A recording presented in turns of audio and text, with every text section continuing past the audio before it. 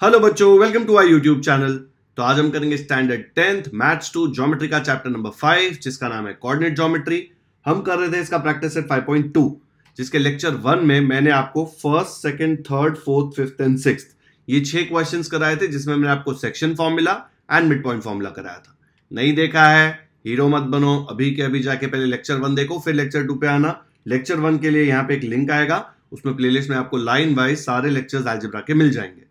Channel पे algebra, geometry और science के सारे लेक्चर्स अवेलेबल है। डिस्क्रिप्शन में आपको प्लेलिस्ट के लिंक मिल जाएगी जिसमें जाके आपको ये सारे वीडियोस मिल जाएंगे। साइंस के लेक्चर्स डेली अपलोड हो रहे हैं, आपका पोर्शन उसमें भी कंप्लीट हो जाएगा। शुरू करते हैं। तो पहले एक बार सेक्शन फॉर्मूला रिवाइज कर लेते हैं। 5.2 के फर्स्ट लेक्चर का एक ऐसे सेगमेंट दिया हुआ है जो दो पॉइंट्स को ज्वाइन कर रहा है, ठीक है, और उसके बीच में कहीं पे एक पॉइंट है, मिडल में नहीं है एग्जैक्टली, कहीं पे तो है इन दोनों के बीच में। अब अगर इसके कोऑर्डिनेट्स हम लेते हैं x1 y1, कोऑर्डिनेट्स मतलब आपको पता है ना, इसकी वैल्यू 2 3, इसकी वैल्यू -1 5, ऐसे कुछ भी हो सकती है, ठीक है। x कोऑर्डिनेट, y कोऑर्डिनेट, और उसके बीच में पॉइंट P है जिसके कोऑर्डिनेट्स हमको नहीं पता, इसलिए हमने x y लिया, ठीक है। तो अगर इसके कोऑर्डिनेट्स फाइंड करने हैं तो हमको और इंफॉर्मेशन चाहिए, तो वो इंफॉर्मेशन देता है कि ये पॉइंट जो है ना, ये पूरे सेगमेंट को m/n रेशियो में डिवाइड कर रहा है, या फिर बोल सकते हैं कि अगर यहां पे m पार्ट्स हैं तो यहां पे n पार्ट्स है, यहां से लेके यहां तक। तो सेक्शन फॉर्मूला क्या बोलता है, ये कलर देखो बहुत इंपॉर्टेंट है। तो अगर मुझे x कोऑर्डिनेट फाइंड करना है तो मैं कैसे करूंगा, ये m के साथ मैं ये वाला x2 लूंगा, प्लस ये n के साथ मैं ये वाला x1 लूंगा। याद रखना है y को देखने का नहीं, जब आप x कोऑर्डिनेट फाइंड कर रहे हैं तो mx2 प्लस nx1 अपॉन हमेशा रेशियो का सम m प्लस n, ये है x कोऑर्डिनेट। अगर मुझे y कोऑर्डिनेट फाइंड करना है, देखो y ये रहा, तो y इक्वल टू लिखूंगा, x को मैं इग्नोर कर दूंगा। फिर y फाइंड करना है तो m किसको टच कर रहा है, इन दोनों को, तो इधर नहीं लेगा, m इससे लेगा, my2 प्लस ये जो n है ये इन दोनों को टच कर रहा है, देखो, तो उसके टच नहीं कर रहा, उसको लेके जाएंगे ny1 अपॉन रेशियो का सम m प्लस n। तो ये मिल गया आपको y कोऑर्डिनेट, ठीक है। सेक्शन फॉर्मूले पे हमने ऑलरेडी बहुत सारे क्वेश्चन सॉल्व कर लिए हैं, आपके दिमाग में एकदम बैठ गया होगा, ये सिर्फ रिवीजन था। नहीं बैठा है, फर्स्ट लेक्चर देखो, बैठ जाएगा। आगे बढ़ते हैं। नेक्स्ट हमने किया था mid point formula. Mid point formula में भी ऐसे ही है, दो पॉइंट्स है जिनको एक सेगमेंट ज्वाइन कर रहा है, उनके बीच में एक पॉइंट है जो इनको एग्जैक्टली हाफ में डिवाइड करता है। हाफ में मतलब यहां से लेके यहां तक का जो डिस्टेंस है, इट इज सेम एज यहां से लेके यहां तक का डिस्टेंस, ठीक है। इसलिए देखो ये सेम साइन करिए। अगर आपको यहाँ पे लिखना है तो आप 1:1 भी लिख सकते हैं। 1:1 क्यों, बिकॉज ये m अपॉन n है, और जब m अपॉन n लेंगे दोनों इक्वल होंगे तो कट जाएंगे ना, 1 1 जार 1 1 जार करके, या m 1 जार m 1 जार, दोनों सेम है, तो m और n लिखने की जरूरत नहीं है, 1 और 1 है। इनफैक्ट इसमें m और n लिखना ही नहीं है। तो इसको फाइंड करने के लिए लेट्स से ये कोऑर्डिनेट्स आपको दिए और ये फाइंड करना है, या फिर इसमें से एक कोई मिसिंग है, तो आप यूज कर सकते हैं मिड पॉइंट फॉर्मूला। ये वाला x फाइंड करना है तो y इग्नोर करो, it will be equal to x1 plus x2 divide by 2।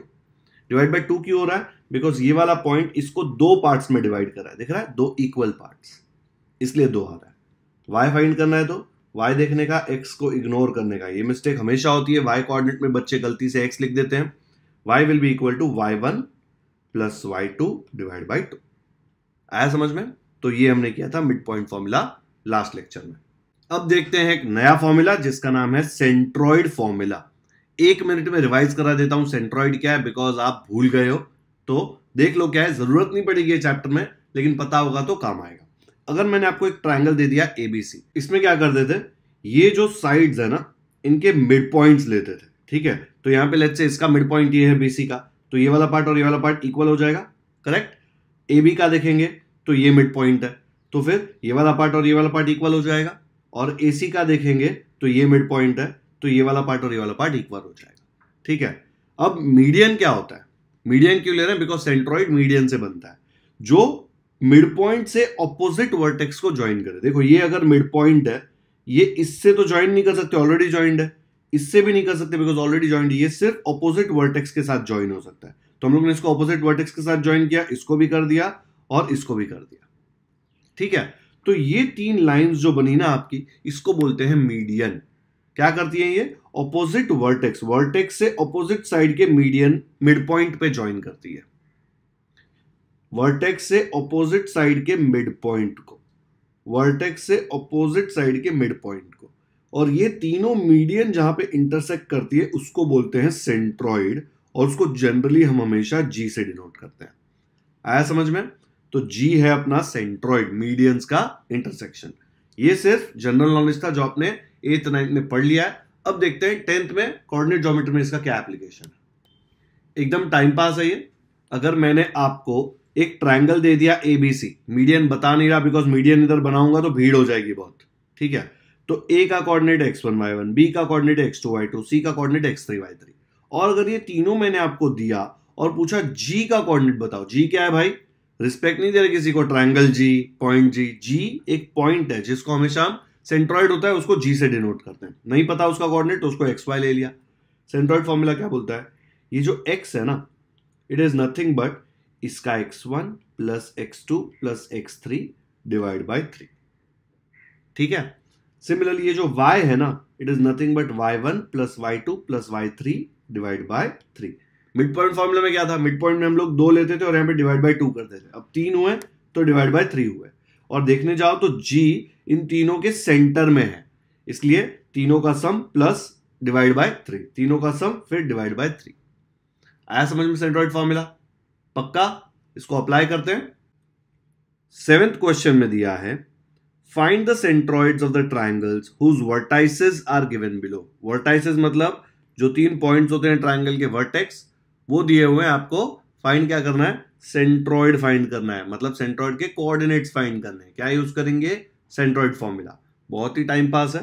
First question में देखो दिया है ये 3 कोऑर्डिनेट, हम लोग को ट्रायंगल बनाने की भी जरूरत नहीं है। x1 y1, x2 y2, x3 y3 लेंगे, सीधा फॉर्मूला लगाएंगे और आंसर आ जाएगा। ट्रायंगल बनाने का टाइम वेस्ट करने की कोई जरूरत नहीं है। तो कैसे आएगा ये? सबसे पहले तीनों कोऑर्डिनेट का नामकरण कर देंगे, बिकॉज फॉर्मूला यूज करते वक्त आपको नाम यूज करने पड़ेंगे। तो कैसे आएगा?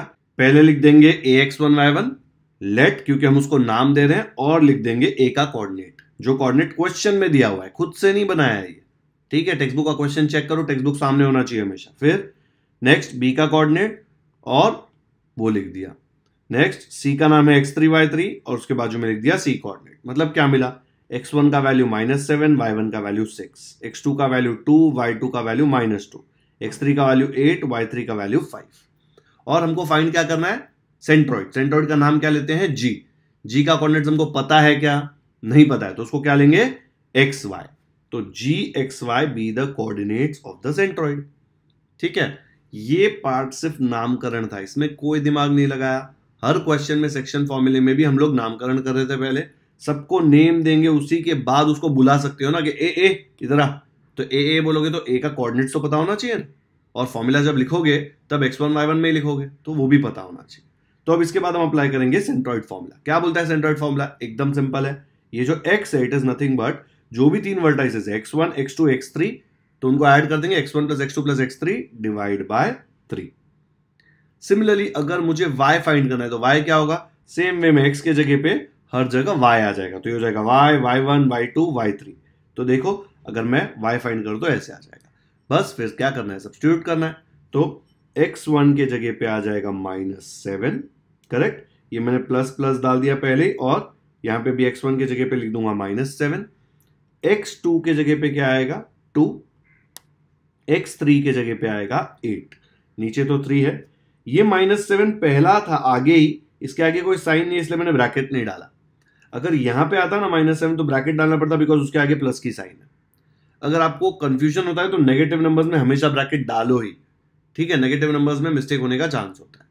नेक्स्ट ये 8 + 2 हो जाएगा 10। 10 में से 7 निकाल देंगे, माइनस है ना, 10 - 7 आ जाएगा 3। नीचे तो 3 रहेगा ही, तो नीचे का 3 है, 10 - 7 ऊपर आया 3। 3/3 क्या होता है? कट करो, 3 × 1 = 3 × 1 तो 1/1 इज 1। एक्स कोऑर्डिनेट बहुत इजीली मिल गया। अब y निकालते हैं।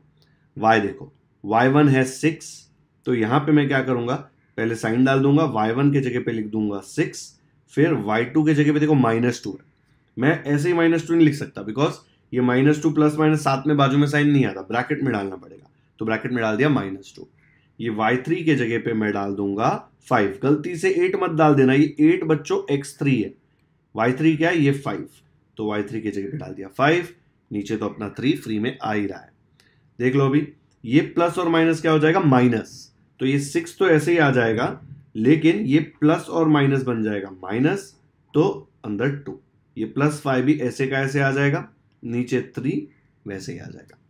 6 - 2 होता है 4 और 4 + 5 होता है 9। तो 3 ऐसे ही और ऊपर आ जाएगा 9। इसको कैसे सॉल्व करेंगे, 3 1 जार 3 3 जार 3/1 क्या होता है 3। तो मुझे आंसर मिल गया 3। तो x कोऑर्डिनेट मुझे सेंट्रॉइड का मिला 1, y कोऑर्डिनेट मिला मुझे 3। तो फाइनल आंसर क्या लिख दूंगा, फाइनल आंसर लिखूंगा the coordinates of the centroid are, क्या आ जाएगा 1,3। बस खत्म, इतना सिंपल है। आया समझ में।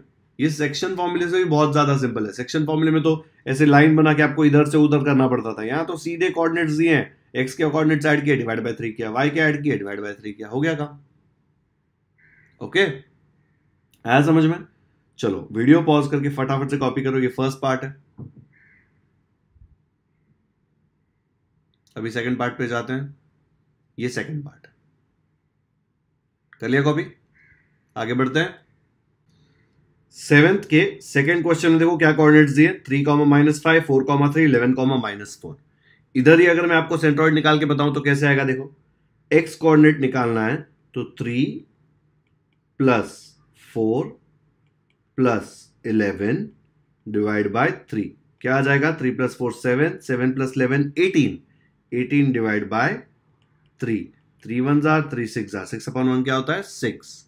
तो x कोऑर्डिनेट आपको क्या आ गया, इसका 6, याद रख लेना ये, इसका x क्या आ गया 6। अब y निकालते हैं, y के लिए क्या आएगा, y के लिए इसका y कोऑर्डिनेट -5 + 3 + -4। अब जब इसको खोलेंगे ना तो ये -5 ऐसे ही रहेगा, +3, ये प्लस और माइनस क्या हो जाएगा -4 डिवाइड बाय 3 क्या आएगा, -5 -4 -9 + 3, -9 + 3 क्या होता है, बड़ा नंबर नेगेटिव है, आंसर क्या आने वाला है 9 - 3 6, लेकिन -6 आएगा, -6 और नीचे का 3 भूलने का नहीं, डिवाइड बाय 3, 3 1 जार 3 2 जार -2/1 क्या होगा -2। तो y कोऑर्डिनेट आपका आ गया -2। दिख रहा है कितना इजी है ये, ओरली हो जाता है यहां पे। इसका करेंगे तो कैसे आएगा, एकदम इजी, देखो 4 + 8 12, 12 + 7 क्या आता है, 12 + 7 19, 19 डिवाइड बाय 3, डिवाइड नहीं होता मतलब x की वैल्यू 19/3। y क्या आएगा, 7 + 4 11, 11 + 11 22, 22/3। इतना सिंपल है। तो ये तीनों क्वेश्चंस बहुत ही ज्यादा टाइम पास है, सिर्फ सेंट्रॉइड फॉर्मूला एक बार आ गया तो आपका हो जाएगा। ये सेकंड क्वेश्चन अभी खुद से अटेम्प्ट करो, मैं सोल्यूशन बताऊंगा आपको, लेकिन आंसर मैंने ऑलरेडी बता दिया है आपको, बट खुद से अटेम्प्ट करना है क्योंकि लिखने आना चाहिए कैसे लिखा। फर्स्ट वाला कॉपी किया ना, अब सेकंड वाला खुद से करने को ट्राई करो। चलो करो वीडियो पॉज। जिन बच्चों ने खुद से किया है उनको ऐसे आया होगा, चेक कर लो एक बार। सबसे पहले तो आपको इधर नामकरण करना होता है, कौन क्या है उसको बताना होता है, x1 y1 कौन, x2 y2 कौन, x3 y3 कौन। फिर सेंट्रॉइड फॉर्मूला क्या बोलता है, x = x1 + x2 + x3/3, value substitute किया है यहाँ पे, इसको सॉल्व किया, आया 18/3 विच इज 3 1 जार 3 6 जार, आंसर आ गया 6। y1 में y1 की वैल्यू, y2 में y2, y3 की y3। इसको देखो ऐड कैसे किया, ये -5 ऐसे रखा, मैंने यहाँ पे ब्रैकेट डाल दिया बिकॉज नेगेटिव नंबर्स में कंफ्यूजन होता है, तो हर जगह ब्रैकेट डाल दो, नहीं तो ये फर्स्ट वाले में ब्रैकेट नहीं डालोगे तो चलेगा, लेकिन फिर आप याद करके बैठोगे अरे फर्स्ट में डालना है नहीं डालना है, सेकंड में डालना है, अरे कंफ्यूज हो गया सर क्या करूं बताओ, इससे अच्छा डाल दो। ब्रैकेट खोल दिया, नेक्स्ट टाइम देखो ये प्लस इंटू माइनस हो जाएगा माइनस, यहाँ पे कुछ भी नहीं है, ठीक है, इसलिए ये -5 तो -5 रहेगा, या तो ऐसे सोचो यहाँ पे प्लस है, प्लस इंटू माइनस माइनस, कुछ नहीं मतलब प्लस होता है ना। अब ये देखो -5 - 4 हो जाएगा -9 + 3, -9 + 3 मतलब 3 - 9 विच इज -6, आ गया -6/3, 3 1 जार 3 2 जार -2। कोऑर्डिनेट क्या आ गया सेंट्रॉइड का 6 एंड -2। खत्म सोल्यूशन। आया समझ में, एक बार देख लो अच्छे से, कॉपी कर लो फटाफट से। सब बच्चों ने खुद से किया, करना है खुद से, अभी भी नहीं किया तो वीडियो रिवाइंड कर लो और खुद से सॉल्व कर लो। डन। थर्ड वाला आपको खुद से करना है, मैं इसका सोल्यूशन भी नहीं बताऊंगा, मैंने यहां पे सोल्यूशन करके बता दिया था आपको पॉइंटर से, ठीक है, ऐसे रेड कलर के इसमें आपको बता दिया था, तो आपको इसका आंसर ऑलरेडी पता है, आपको ये खुद से सॉल्व करना है अभी के अभी। मुझे पता है बहुत बच्चे जब मैं खुद से सॉल्व करने बोलता हूँ नहीं करते, मैं पूरा होमवर्क कभी नहीं देता क्वेश्चन, वही सेम टाइप के 2-3 क्वेश्चन कराता हूँ और मुझे लगा कि आप कर पाएंगे तो ही मैं देता हूँ, ठीक है। और आपको खुद से सॉल्व करना ही पड़ेगा, नहीं तो आपका दिमाग काम ही नहीं करेगा एग्जाम में, ठीक है। थर्ड वाला करो, आंसर आए तो मुझे कमेंट्स में बताओ क्या आंसर आया, और लिख सकते हो वहां पे कि खुद से किया, ठीक है। आगे बढ़ते हैं, अब आते हैं 8th क्वेश्चन पे। 8th क्वेश्चन में दिया है in triangle ABC G -4, -7 is the centroid. ये देखो मत अभी, G इज द सेंट्रॉइड दिया हुआ है, ठीक है, उसके कोऑर्डिनेट्स आपको दिए हुए हैं। इफ A के कोऑर्डिनेट्स दिए एंड B के कोऑर्डिनेट्स दिए, then find the coordinates of C। इसके पहले के क्वेश्चन में क्या करते थे, आपको A देते थे, B भी देते थे, C भी देते थे, G नहीं देते थे, तो आप फाइंड कर लेते थे। ये वाले क्वेश्चन में क्या किया, G दे दिया लेकिन C नहीं दिया। वापस देखो, एक ही अननोन है पूरे में, अगर एक जगह आपको नहीं पता है तो आप इजीली क्या कर सकते हो, सेंट्रॉइड फॉर्मूला लगा के इसको फाइंड कर सकते हो, ठीक है। तो जैसे पहला क्वेश्चन किया इसके पहले 7th क्वेश्चन, वैसे ही इसको नाम दे दोगे x1 y1, इसको नाम दे दोगे x2 y2, ये G क्या होगा x, y, C को नाम दे देंगे x3 y3 एंड फाइंड करेंगे। सॉल्व करके बताऊं कि खुद से करना है? चलो यार, अभी ये खुद से किया है मुझे पता है, 7th का थर्ड वाला, ये मैं सॉल्व करके बताता हूं। तो सबसे पहले नेमिंग सेरेमनी होगी, इनको नाम दे देंगे, क्या देंगे, ax1 y1 था अपना A, फिर bx2 y2 दिया हुआ है क्वेश्चन में b3 5, फिर G दिया हुआ है gxy। अब यहां पे G लिख देंगे, ये गलती से मैंने C लिख दिया है, इसको G बना देंगे लास्ट में। gxy is nothing but G -4 -7, क्या नहीं है अपने पास, C नहीं है, तो C को ले लिया x3 y3 be the coordinates of point C। एक ही अननोन है यहां पे C, उसमें दो है लेकिन फर्क नहीं पड़ता, हमारे पास दो इक्वेशंस है। क्या है ये भाई, सेंट्रॉइड, तो हम सेंट्रॉइड का फॉर्मूला लगा सकते हैं। सेंट्रॉइड फॉर्मूला क्या बोलता है, सेंट्रॉइड फॉर्मूला बोलता है x is equal to x1 + x2 + x3 divide by 3। What is the value of x? x is nothing but -4, so I can say therefore -4, देखो इसके जगह पे x1 क्या है अपना, x1 है -14, तो यहां पे इसकी जगह -14, तो हम पहले ये प्लस प्लस और 3 डाल देते हैं, ठीक है। अब ये x1 के जगह पे डाल दूंगा मैं -14, x2 के जगह पे डाल दूंगा 3, और x3 के जगह पे तो x3 आएगा बिकॉज x3 हमको नहीं पता, नीचे डिवाइड बाय 3। अब मुझे ये x3 की वैल्यू चाहिए तो x3 को अकेला करना पड़ेगा, अकेला ऐसे तो होगा नहीं, पहले ये नीचे वाला टर्म उधर फेंकना पड़ेगा, इधर ये डिवाइड कर रहा है उधर जाके मल्टीप्लाई होगा, तो मुझे क्या मिलेगा, 4 3 12, माइनस है ना, देखो plus minus, minus into plus आ जाएगा माइनस, 4 3 12, तो मुझे मिलेगा देयरफॉर -12 इक्वल टू, ये ऊपर का सेम टेप दूंगा नीचे में। अब -14 + 3 को उस तरफ लेके जाओ ना, उधर ही सॉल्व कर लेंगे, तो क्या हो जाएगा, बिकॉज x3 अकेला हो जाएगा तो -12 यहीं पे रहेगा, ये -14 उधर जाके बन जाएगा +14, ये +3 उधर जाके बन जाएगा -3, और इक्वल टू के ये दोनों तो चले गए, सिर्फ बचेगा +x3 जिसको मैं लिख सकता हूं इक्वल टू x3। अब इसको सॉल्व करो, ये आ जाएगा 14 - 12, क्या आता है 14 - 12, 2 -3, 2 में से 3 निकालोगे तो आंसर नेगेटिव आने वाला है, 1 और माइनस के साथ, राइट, 3 - 2, तो मुझे आंसर मिल जाएगा x3 इक्वल टू -1, तो मैं यहां पे x3 का फाइनल आंसर लिख दूंगा x3 इक्वल टू -1, ठीक है। सिमिलरली समझ में आया, पहले ये देख लो, यहां पे कंफ्यूजन हो सकता है, देख लो मैंने लेफ्ट साइड लाने में हर एक स्टेप करके बताया। सिमिलरली जब मैं y कैलकुलेट करूंगा तो y का फॉर्मूला क्या लिख दूंगा, y1 + y2 + y3 divide by 3, value substitute कर दूंगा, क्या आएगी वैल्यूज, y के जगह पे आ जाएगा -7, तो मैं बोल दूंगा देखो -7 इक्वल टू ये फॉर्मूला, y1 के जगह पे लिख दूंगा -19, y2 के जगह पे लिख दूंगा 5, और y3 की जगह पे y3, नीचे 3 फ्री में आएगा। सेम स्टेप जैसे इधर किया था, ये 3 को उधर भेजूंगा, ये +3 है, प्लस इंटू माइनस माइनस, 3 7 37 नहीं, 3 7 21, तो आ जाएगा -21 इक्वल टू, ये ऐसे का ऐसे राइट साइड में आ जाएगा। अब मुझे y3 की वैल्यू चाहिए, तो बाकी सब कचरे को उधर फेंक दो, सिर्फ y3 बचना चाहिए इधर, तो ये -21 ऐसे ही आएगा, जैसे ये -19 इधर जाएगा ये बन जाएगा +19, ये +5 उधर जाके बन जाएगा -5, साइन चेंज हो जाएगी, और ये दोनों चले गए तो इक्वल टू के ये साइड क्या बचा, सिर्फ y3, +y3 को सिर्फ y3 लिख सकते हो। अब इसको सॉल्व करो, क्या आएगा -21 + 19। अगर ऐसे नहीं करना तो ऐसे कर लो, 19 - 5 14, ठीक है, और ये -21। 21 में से 14 निकालना पड़ेगा, माइनस है ना, लेकिन देखो -21 + 14 मतलब आंसर तो इसका माइनस ही आने वाला है, तो 21 - 14 करो 7, तो आएगा -7। तो ये पूरा करने के बाद आंसर आएगा आपका -7। नेगेटिव नंबर से डर लगता है तो नेगेटिव नंबर्स के ऊपर मैंने एक वीडियो बनाया है, आपको वो प्लेलिस्ट में मिल जाएगा, ठीक है, या फिर चैनल पे जाके सर्च कर लो, नेगेटिव नंबर से डर लगता है करके मैंने वीडियो ही बना दिया। तो y3 का कोऑर्डिनेट आ गया -7, तो मैं इस तरफ y3 इस तरफ -7 लेके बॉक्स बना दूंगा। x3 मिल गया, y3 मिल गया, क्या था x3 y3, coordinate of point C। तो फाइनल आंसर लिख दिया, the coordinates of point C are -1 and -7। आया समझ में? तो इतने सिंपल वे में इसका सोल्यूशन आ गया। मैंने चेंज कर दिया यहाँ पे जी, ये क्वेश्चन में ए बी जी दिया था और एक सी नहीं दिया था, तो हमने सेम फॉर्मूला लगाया। एक्स्ट्रा स्टेप्स क्या आ गए, यहाँ पे आपको थोड़ा ऊपर नीचे करना पड़ा। इसके पहले के 7th क्वेश्चन में कुछ ऊपर नीचे करना ही नहीं पड़ा था, सीधा आंसर आ रहा था। क्या फर्क पड़ता है, इतना मैथ्स तो आना चाहिए, राइट? चलो फटाफट से वीडियो पॉज करो और इसको कॉपी करो।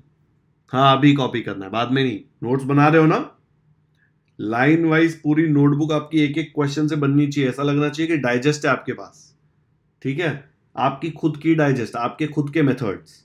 जहां पे प्रॉब्लम है वहां पे कलर से मार्क कर सकते हो कि समझने में कहां प्रॉब्लम आया था, लेकिन लाइन वाइज पूरे अलजेब्रा की बुक बननी चाहिए। 5.1 के बाद ही 5.2, 5.2 में भी लाइन वाइज क्वेश्चन। अगर कोई क्वेश्चन नहीं कर रहे हो तो उसके लिए एक पूरा पेज छोड़ना है और एक पेज पे एक ही क्वेश्चन करना है।